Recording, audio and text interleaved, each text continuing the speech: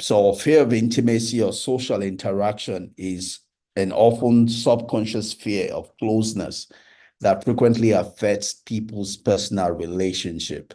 I wrote a series on the fear of commitment. You find it on my blog site, Facebook also.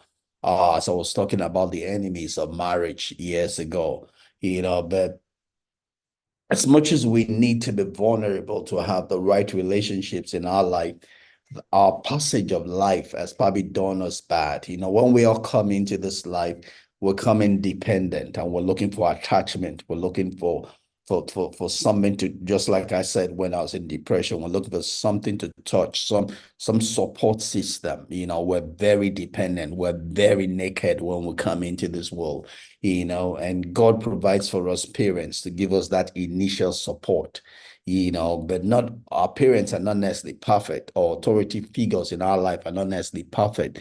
And to the extent of their damage, in raising us, we then develop either secure attachment or insecure attachment. The to the extent to which they have affirmed our person, we will learn how to relate with other people, which could be a fear of intimacy, um, or a fear of social interaction, or not. So when people fear intimacy, it's because they've tried it at that early time when they were naked and they did not get the right result or the right response in their life. So they've then developed a way to cope with such disappointments.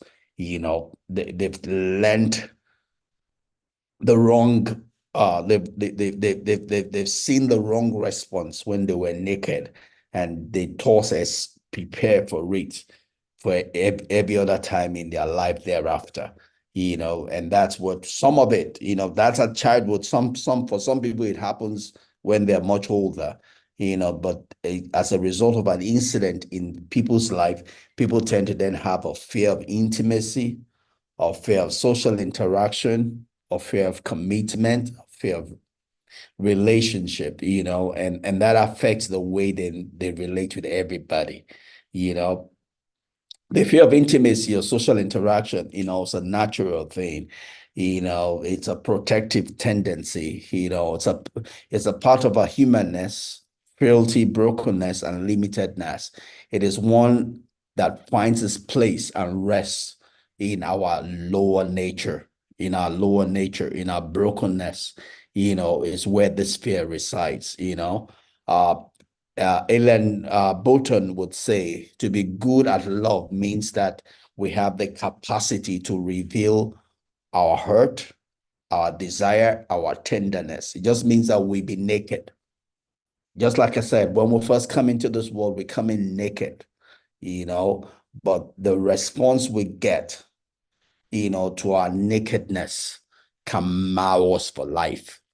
It can mar our expectation from other people. We were once naked, and if we're then accepted in our nakedness and affirmed, then we develop a secure coping style to intimacy, to vulnerability, to relationship. But if we were then not accepted in our nakedness, we did not get that which we yearn for, we did not get the support that we yearn for at that time of our weakness, we develop what we call an insecure, coping style to intimacy, to vulnerability. We as it were, develop an unstable, foundation to relationship. And they might go with us for the rest of our life unless we catch it, and address it. People have different problems with relationship because of events in their life when they were naked, when they were at their weakest point. The support or lack thereof scarred their life, right? And that's the reason why they do what they do, you know, in their relationship with other people. It's not necessarily natural. It's if it's not secure, then it's not natural, it's not right. We need to catch it, correct it if we're going to make the best, in our relationships and life, and thus have a good life, right? So Ellen Bolton goes on and says, Um, you know, it says relationship require us to put ourselves in a very weak position.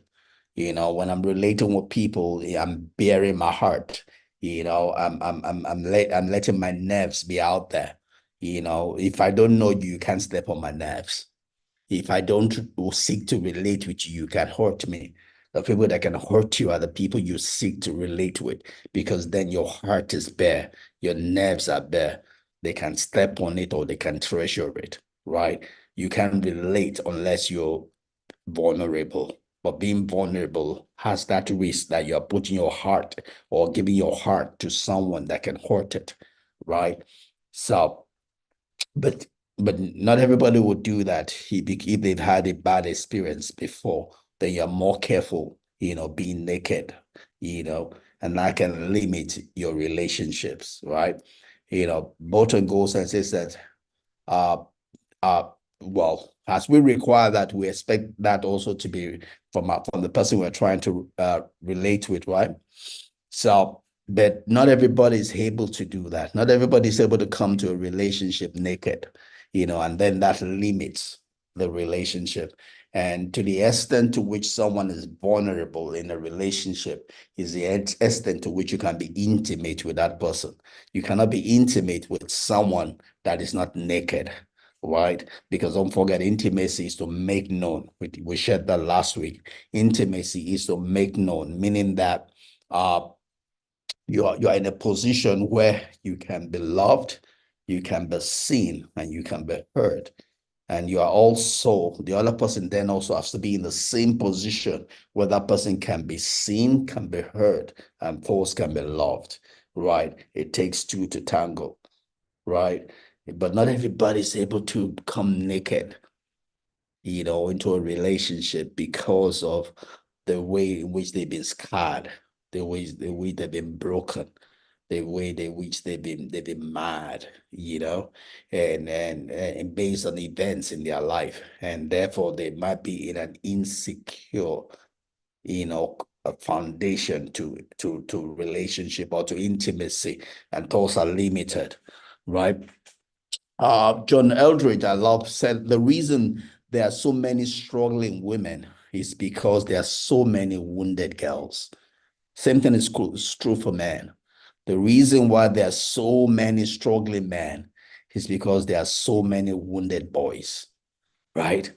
So many wounded boys, so many wounded girls is the reason why we have a lot of struggling men, women, and we have problems in relationship, problems in marriages, because they were wounded as boys, they were wounded as girls, and they've not sought healing. And wounded boys, girls who don't have healing, probably sick, consciously, unconsciously, they are hurting other people because they've not been healed from their own wounds, right? So, Mark Schultz and Robert Waldinger said each of us has a particular way of staying connected to a person that we need, right? And that way might then be mad by our coping style, right? Uh, so pretty much again, it's our coping style could be secure, where we've come up from a place where we've been loved, we've been heard, we've been seen. So we feel complete as a person. So we're then loving other people the same way we've been loved. We've been touched by grace, and therefore we can give grace to other people. But not too many people have the privilege of that, at least not enough to 100%. Most people have come from a place where they've been hurt in one way or the other. They've not been heard, they've not been seen, they've not been loved, and because they've not then seen such grace, they are not able to give it to other people, you know. And when they're not able to give that, then there are two classic ways, which then they become anxious, or exhibit their insecurity. One of it is called they become avoidant. They are in denial of their or they are in denial of their shortcoming. right? And the other one is that they become an anxious insecure, right? They are overbearing, as a result of their insecurity. They're trying to control everything. So and again, like I said, balance is where God is. Balance is where life is. In the avoidance is too little. You're trying to be who you are not. In the anxious, insecure, you're trying to make it happen, you know. But balance is where the secure coping style is, in relationships. And let's talk a bit more about that. Let's start with the avoidance. You know, Avoidance relates to and denotes a type of personality or behavior characterized by avoidance of intimacy or social interaction.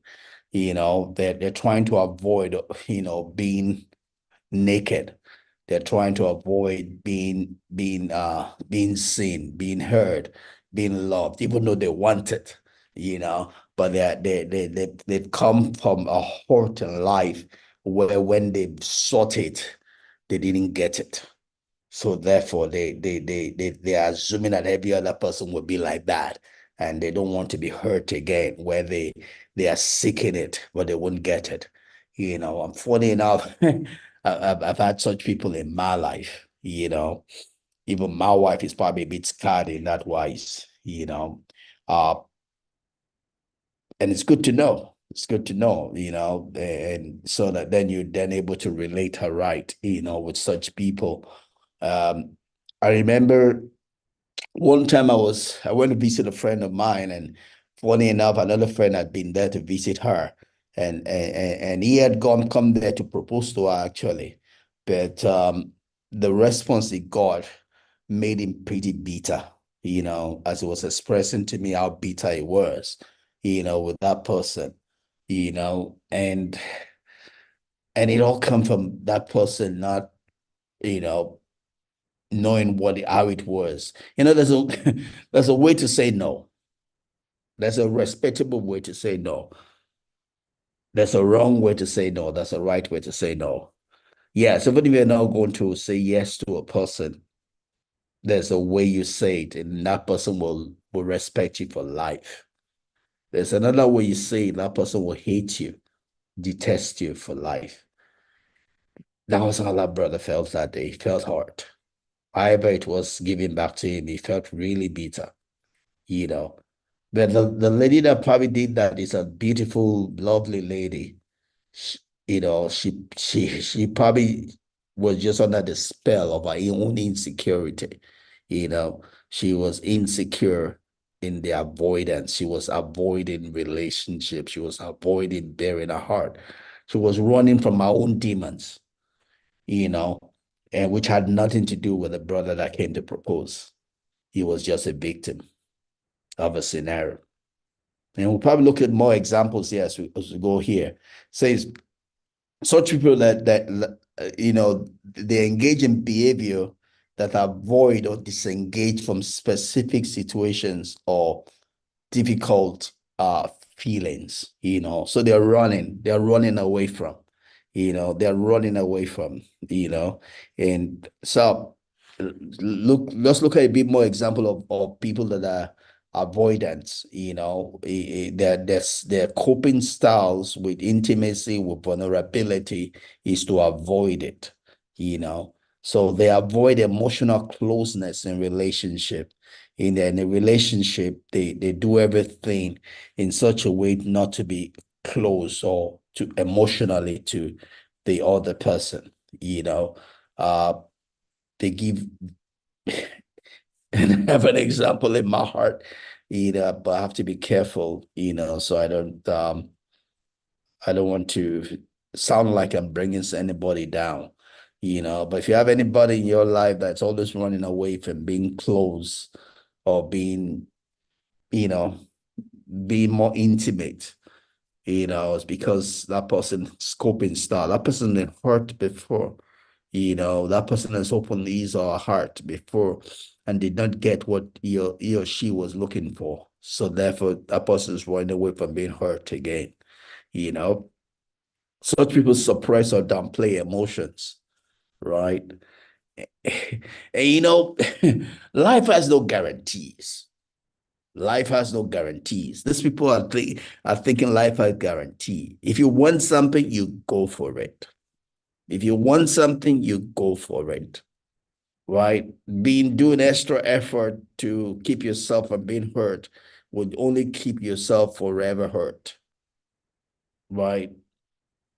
Life is in a balance. You're not going to get what you want by doing nothing. You have to be intentional. You have to be proactive.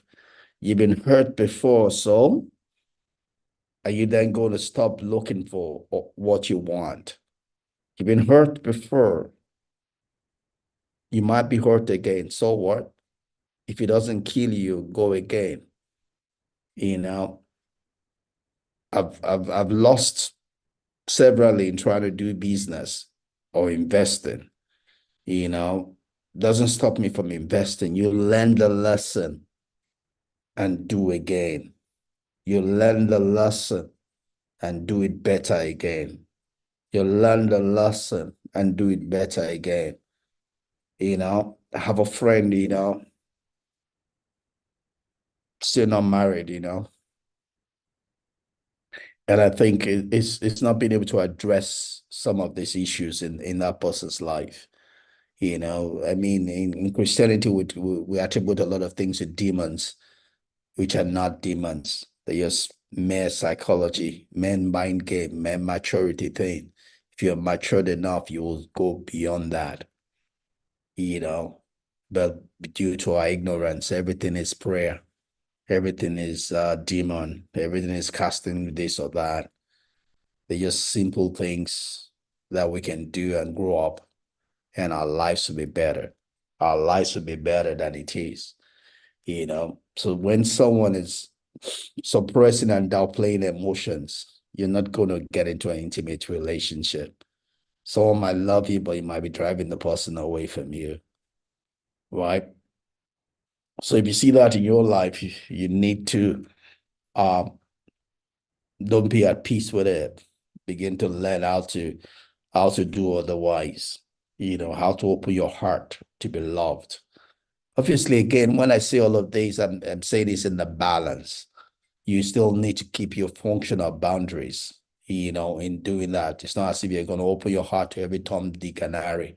You still have to set your minimum expectations. You have to set boundaries, healthy, functional. What are the minimum things you would accept? What are the minimum standards you go for? But don't shut yourself out to the world. Don't blank yourself out from everybody because you can't live life alone. You need other people in your life. It doesn't have to be everybody, but you need some people in your life.